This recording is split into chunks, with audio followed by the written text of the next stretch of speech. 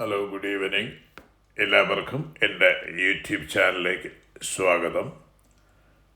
ഇന്ന് ഞാൻ നിങ്ങളുമായി ഷെയർ ചെയ്യുന്ന വീഡിയോയുടെ ടൈറ്റിൽ ഹേ ഫീവർ എന്താണ്, ശാസ്ത്രം പറയുന്ന കാരണം, പ്രതിരോധം, ചികിത്സ. നമസ്കാരം സുഹൃത്തുക്കളെ. കാലാവസ്ഥ മാറുമ്പോൾ നിങ്ങൾക്ക് തുടർച്ചയായി തുമ്മൽ, മൂക്ക് ഒഴുകൽ, കണ്ണു ചൊറിച്ചിൽ, തലവേദന, ഇത് സാധാരണ ജലദോഷമല്ല. ഇതാണ് ഹൈ ഫീവർ അഥവാ അലർജിക് റൈനൈറ്റിസ്. ലോകത്ത് കോടിക്കണക്കിന് ആളുകളെ ബാധിക്കുന്ന ഈ പ്രശ്നം ചെറിയ അസ്വസ്ഥതയല്ല. ശരിയായ പരിചരണം ഇല്ലെങ്കിൽ ഇത് ഉറക്കം, ജോലി, പഠനം, മാനസികാരോഗ്യം എല്ലാം ബാധിക്കും. പക്ഷേ ഒരു ഗുഡ് ന്യൂസ് എന്തെന്നാൽ ശാസ്ത്രം ഇതിനുള്ള കാരണം കണ്ടെത്തിയിട്ടുണ്ട്. പ്രതിരോധ മാർഗങ്ങളും ചികിത്സകളും ഇന്ന് നിലവിലുണ്ട്. ഹേ ഫീവർ എന്ന് പറയുന്ന എന്താണ്? ഹൈ ഫീവർ എന്നത് നമ്മുടെ ശരീരത്തിൻ്റെ ഇമ്മ്യൂൺ സിസ്റ്റം അഥവാ പ്രതിരോധ സംവിധാനത്തിൻ്റെ അതിരുകടന്ന പ്രതികരണമാണ്. സാധാരണ ഹാംലെസ്സായ പോളൻ പൂക്കളിൽ നിന്നും മരങ്ങളിൽ നിന്നും വരുന്ന സൂക്ഷ്മ കണങ്ങൾ ശരീരം ഒരു ശത്രുവാണെന്ന് തെറ്റിദ്ധരിക്കുന്നു. അപ്പോൾ നമ്മുടെ ശരീരം ഹിസ്റ്റാമൈൻ എന്ന രാസപദാർത്ഥം പുറത്തുവിടുന്നു. ഇതാണ് തുമ്മൽ, മൂക്കൊഴുക്കൽ, കണ്ണു ചുവക്കൽ, ചൊറിച്ചിൽ എന്നിവയ്ക്കുള്ള കാരണം. പ്രധാനപ്പെട്ട കാരണങ്ങൾ പറയുന്നു. 1. Pollen allergy.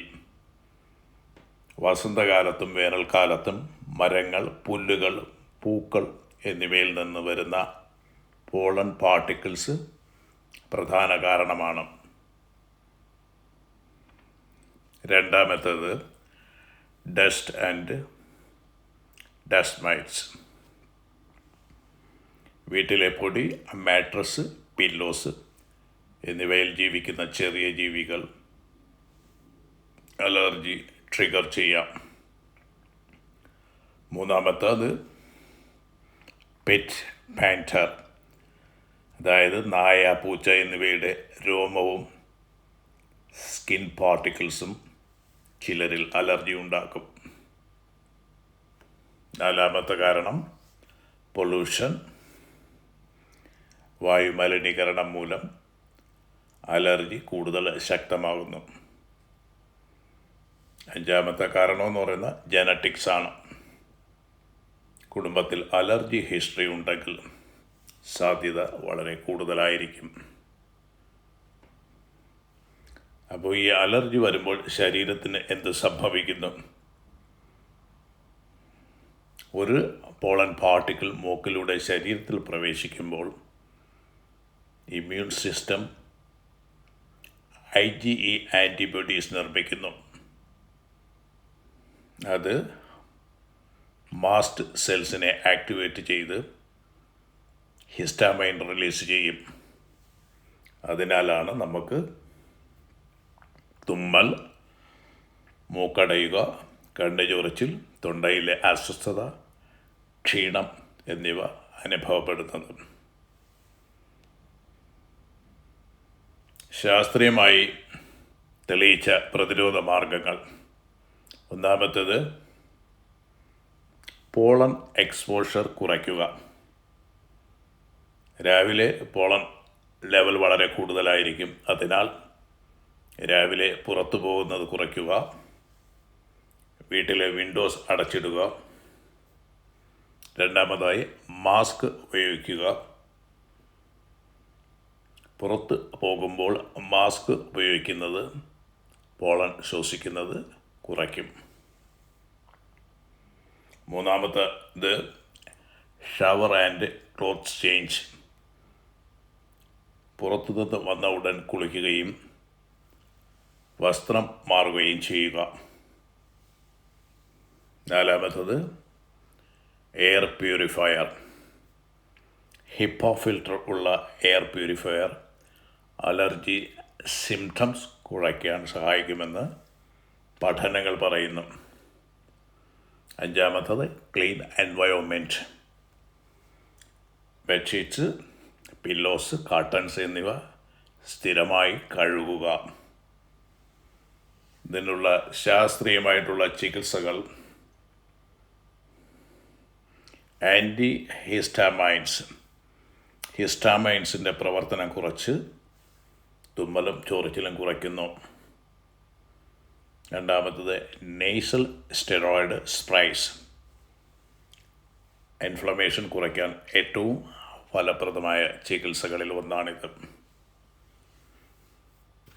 അടുത്തത് ഇമ്മ്യൂണോതെറാപ്പി. ദീർഘകാലം അലർജി ക്യൂറിനായി ചിലർക്ക് അലർജി ഷോട്ട്സ് നൽകുന്നു. ഇത് ഇമ്മ്യൂൺ സിസ്റ്റത്തിനെ പതുക്കെ ട്രെയിനിങ് നൽകുന്നു. അപ്പം പ്രധാന ഒരു സന്ദേശം എന്ന് പറയുന്നത് ഹെയ്ഫ്യൂർ എന്ന് പറയുന്ന ഒരു ബലഹീനതയല്ല. നിങ്ങളുടെ ശരീരം ഓവർ പ്രൊട്ടക്റ്റ് ചെയ്യാൻ ശ്രമിക്കുന്നതിൻ്റെ ഫലമാണിത്. അതുകൊണ്ട് ശരിയായ അറിവും ശാസ്ത്രീയ ചികിത്സയും ജീവിത ശൈലിയും ഉണ്ടെങ്കിൽ നിങ്ങൾക്ക് ഈ പ്രശ്നത്തെ നിയന്ത്രിക്കാൻ സാധിക്കും. നമ്മുടെ ആരോഗ്യം മാറ്റുന്നത് ഭയമല്ല, അത് നമ്മുടെ അറിവാണ്. അപ്പോൾ നിങ്ങളുടെ ശരീരം നിങ്ങളോട് യുദ്ധം ചെയ്യുന്നില്ല, അത് നിങ്ങളെ സംരക്ഷിക്കാൻ ശ്രമിക്കുകയാണ്. അതിനാൽ ശരീരത്തെ വെറുക്കരുത്, അതിനെ മനസ്സിലാക്കൂ, ശാസ്ത്രത്തെ വിശ്വസിക്കൂ.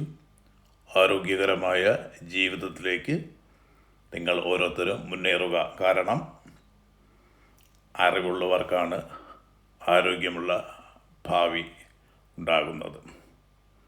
അപ്പം ഈ വീഡിയോ നിങ്ങളെ പ്രയോജനപ്പെട്ടെങ്കിൽ ഈ വീഡിയോ ലൈക്ക് ചെയ്യാനും അതുപോലെ തന്നെ നിങ്ങളുടെ ഫ്രണ്ട്സിലും ഫാമിലി മെമ്പേഴ്സിലുമൊക്കെ ഷെയർ ചെയ്യാനും മറക്കരുത്. അപ്പോൾ ഈ വീഡിയോ ഇതുവരെ വാച്ച് ചെയ്ത നിങ്ങൾക്ക് എല്ലാവർക്കും എൻ്റെ നന്ദി, നമസ്കാരം. Have a nice and wonderful day. By.